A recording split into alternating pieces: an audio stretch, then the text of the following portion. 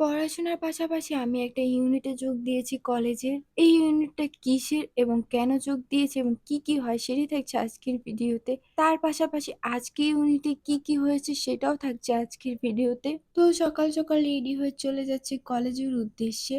আজকে আমাদের কলেজে ইউনিটের ট্রেনিং রয়েছে। আজকের ওয়েদারটা একটু সানি ছিল। যদি আমাদের ট্রেনিংটা বাহিরে হয় তাহলে আমাদের আজকে একটু কষ্ট হবে ট্রেনিং এ। দেন কলেজে এসে আমি আমার ক্লাসমেটদের সাথে দাঁড়িয়েছিলাম। স্যারের অপেক্ষায় ছিলাম আর যারা আমাদেরকে ট্রেনিং দেবে তাদের অপেক্ষায়। দেন স্যার আসলে আমরা স্যারের সাথে আমাদের ইউনিটে যাই। ইউনিট থেকে আমরা আমাদের যে জ্যাকেটটা বলে সেটা নিয়ে আমরা এখন কমন রুমে যাচ্ছি। এইদিকে তো আমাদের কলেজে একটু কাজ চলছিল বলে সবকিছু এলোমেলো মনে হচ্ছিল। দেন আমরা যে জ্যাকেটটা বলে সেই ইউনিফর্মটা নিয়ে চলে আসি কমন রুমে পরার জন্য। দেন তারপর তো আমি আমার জ্যাকেটটা পরে নিই। অনেক কষ্টের পর খোঁজাখুঁজির পর আমি আমার সাইজের জ্যাকেটটা পেলাম। এখন বলি এটা কিসের ইউনিট, আমি কেন যোগ দিয়েছি।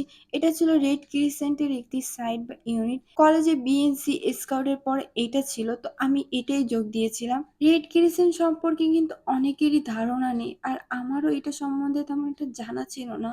রেড ক্রিসেন্ট সম্পর্কে সবকিছু জানার পর আমি এতে যোগ দিই। এটা আসলে একটা স্বেচ্ছাসেবী সংগঠন। কেউ বিপদে পড়লে, দুর্যোগ হলে, বন্যা হলে, অনেক ধরনের দুর্যোগ বিপদ হলে এই সংগঠনটা নিরপেক্ষভাবে মানুষকে সাহায্য করে থাকে।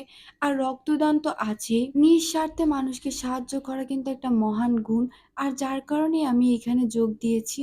তো ট্রেনিং এর জন্য যত জিনিস লাগতো সেগুলো নিয়ে আমরা একটা রুমে চলে এসেছি। এখানে আমাদের ট্রেনিং হবে। ট্রেনিং শুরু হওয়ার প্রথমে আমাদেরকে একটা ফ্রেশ ফাইল দিয়ে দেওয়া হয়। দেন দেওয়া হয় আমাদেরকে একটা নেম প্লেট, এখানে নাম লিখে আমাদের জ্যাকেট ইউনিফর্মে লাগাতে হবে। তারপর দেওয়া হয় একটা নোটবুক, প্রয়োজনীয় কিছু তথ্য নোট করার জন্য। সবশেষে পেন্সিল দেওয়া হয় আর কলম দেওয়া হয়েছিল। তারপর তো আমি নেম প্লেটে সুন্দর করে আমার নামটা লিখে ফেলি। তারপর তো 2 ঘন্টা ধরে আমাদের ট্রেনিং চলে, আর এখানে তো রেড ক্রিসেন্ট সম্পর্কে কিছু তথ্য দিয়েছিল, তারা সেটাই নোট করেছিলাম। দেন কিছুক্ষণ পরে আমাদের ট্রেনিং এ যে ব্যানারটা ছিল সেটাও চলে আসে। ট্রেনিং এর সময় ফোন ইউজ করা নিষেধ ছিল বলে ভিডিওর ক্লিপ নিতে পারিনি।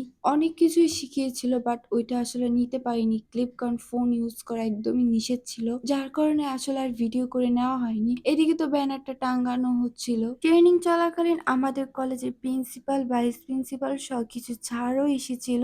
তারা কিছুক্ষণ থেকে তারপর চলে যান।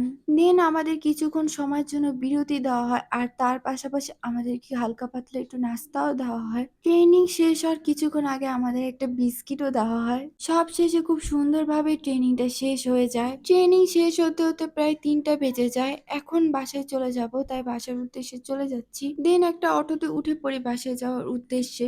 তো আজকের ট্রেনিং এর দিনটা আমার কাছে আসলে অনেক ভালো লেগেছে। সো আজকের ভিডিওটা এই পর্যন্তই। আপনাদের সাথে দেখা হচ্ছে নেক্সট কোনো ভিডিওতে। এই পর্যন্ত সবাই ভালো থাকবেন। আল্লাহ হাফেজ।